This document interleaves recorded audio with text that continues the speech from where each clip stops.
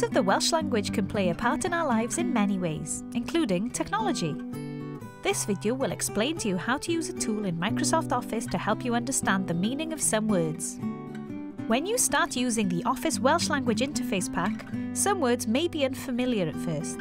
There's a little tool that can help you to understand even the most difficult Welsh words in Office. This is called Cyngor Screen. By hovering your mouse over a word you don't understand, the corresponding English or other language word will appear.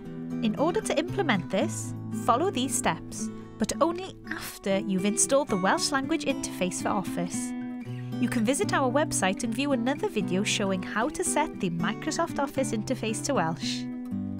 Open any Microsoft Office application, namely Word, Excel, PowerPoint or Outlook, and then click on File, then Dewisiadau. A new window will appear. Click on Iaith to the left-hand side. This window will then show you a list of the language options. At the bottom of that window, choose Saesneg, Unol Daleithiau, English from the drop-down menu and press Iawn. On hovering over a Welsh word in the Office interface, the corresponding English word will appear. And that's the way you set a tool in Microsoft Office in order to help you understand the meaning of some words.